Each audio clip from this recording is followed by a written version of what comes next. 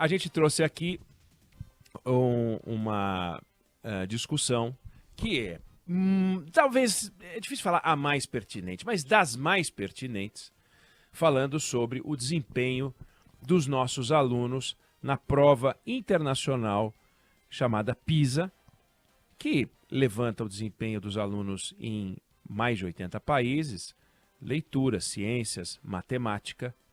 É uma prova que é feita a cada 3 anos e também não precisa ser mais frequente do que isso, porque não dá para mudar de um ano para outro o ensino de um país, mas a cada 3 anos você tem uma percepção, né? E o Brasil vai muito mal. O Brasil vai muito mal. E não é que passou a ficar mal. Eu digo agora não, porque é 2022, mas passou a ficar mal. Vai mal, vai mal. A gente está sempre entre os 20 últimos. É uma coisa horrorosa, seja em matemática. A gente fala assim, não, a gente está melhor nisso do que naquilo. Ah, tá, não, a gente está na posição 65, na outra a gente está na posição 61. Mas não tem nenhum que a gente está na posição 22, sabe? 35, 14. Não tem. A gente não melhora. Uma economia que está entre as 10 maiores do mundo, tem uma renda pífia e tem um desempenho de educação pavoroso, vergonhoso, asqueroso, deveria dar revolta. Os chefes de Estado do Brasil, os chefes de Estado que passaram pelo país desde que tem essa prova, e mesmo antes, deveriam ficar envergonhados de sair pelo mundo dando ideias sobre como os outros devem resolver seus problemas, quando a gente não consegue resolver o problema da educação no Brasil. Isso vale para o presidente da República, isso vale para os governadores de Estado, isso vale para os secretários de Estado, para o ministro da Educação, para os prefeitos, para todo mundo, para os senadores. O que os deputados, né, Arthur Lira, o que os senadores, Rodrigo Pacheco, né, qual é a problemática? Né? De que forma nós estamos problematizando isso? Porque problematizar significa buscar os problemas. Como é que a gente está enfrentando isso? A gente não está enfrentando. Simplesmente a gente fala de taxa de juros, beleza, tem que falar. Fala de crescimento econômico, beleza, tem que falar. Precisamos falar sempre sobre isso. Tem vários problemas no Brasil que são muito importantes.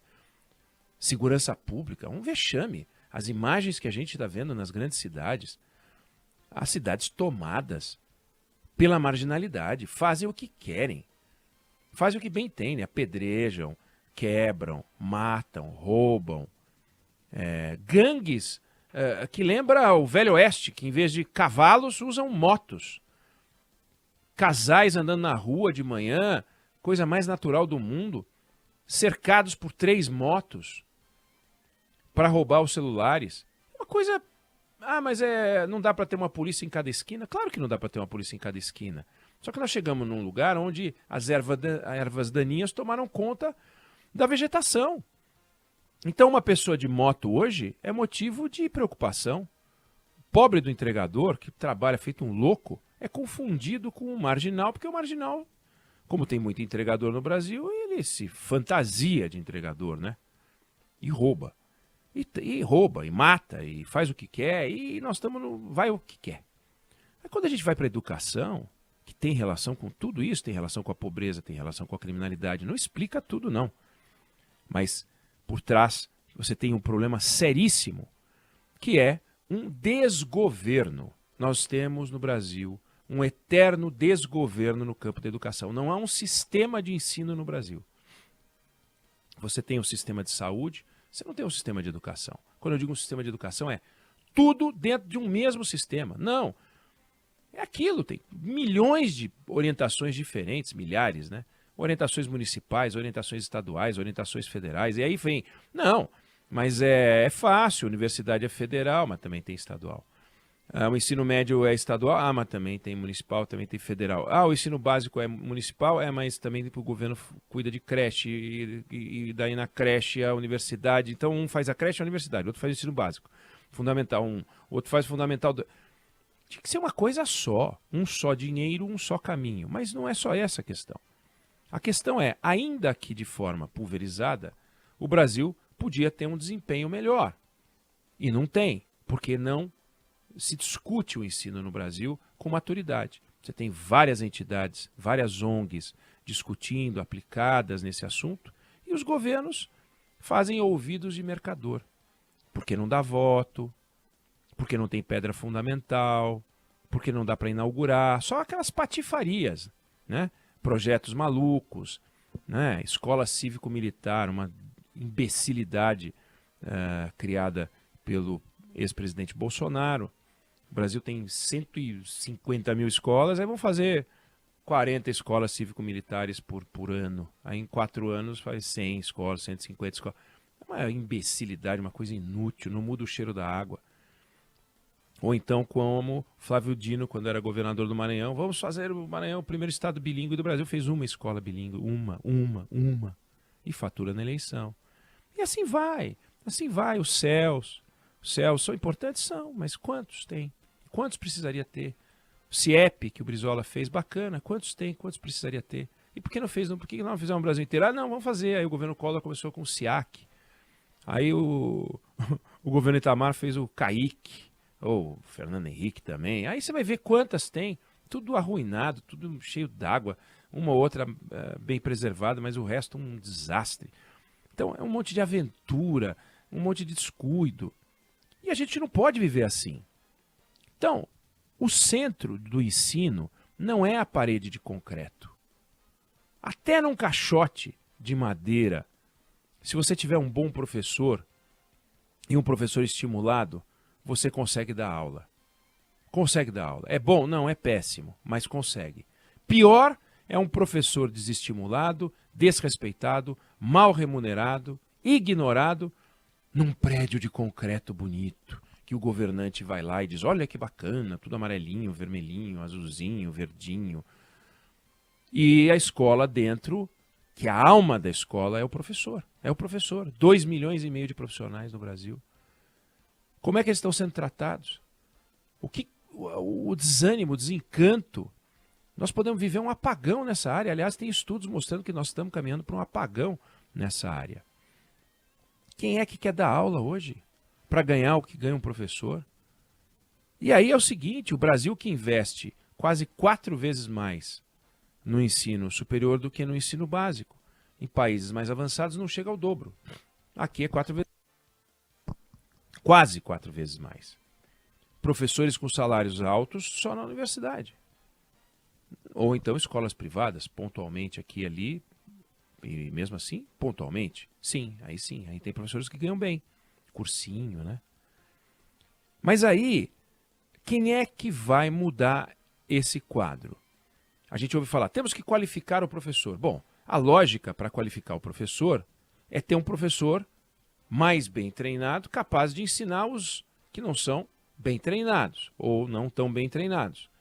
Quem é esse professor bem treinado? Aonde ele se formou? Cadê esse profissional? Cadê o nosso esquadrão, a nossa SWAT de professores bem treinados, correndo esse Brasil, treinando professores para dar aula de matemática, de português, de história, de geografia? Cadê esse professor bem formado? Não tem.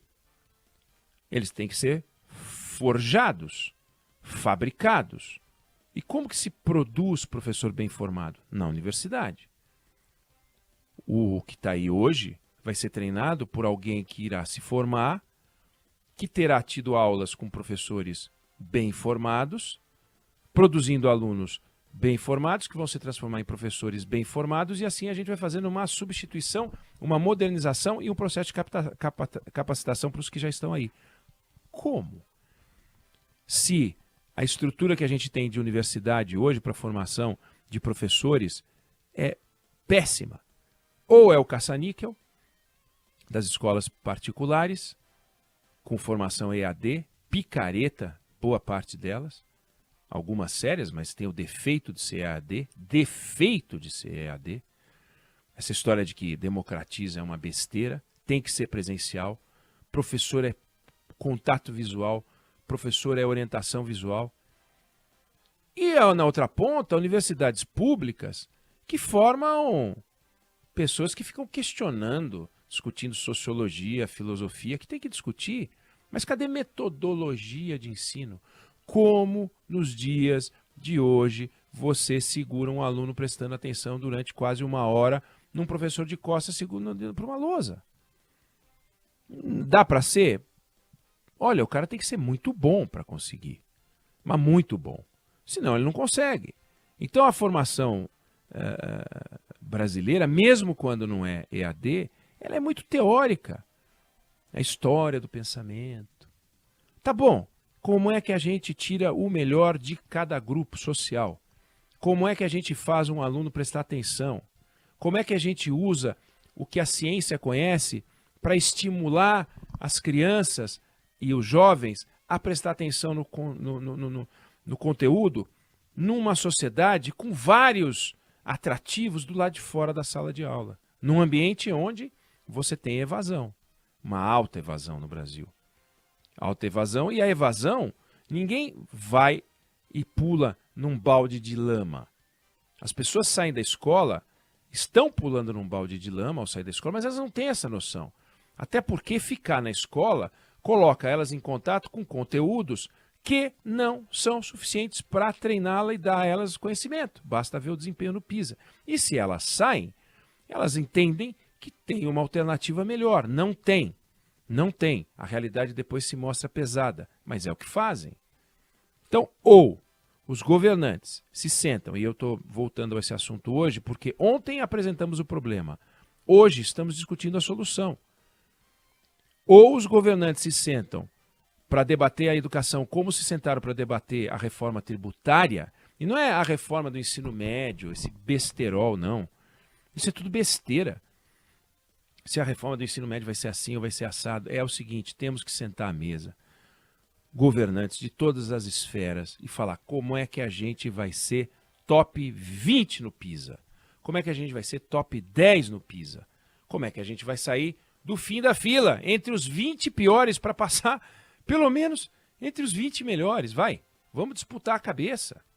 Algumas escolas particulares no Brasil, várias escolas particulares no Brasil, têm desempenho de país asiático, ou desses países que estão no topo, as Estônias da vida. Algumas escolas têm.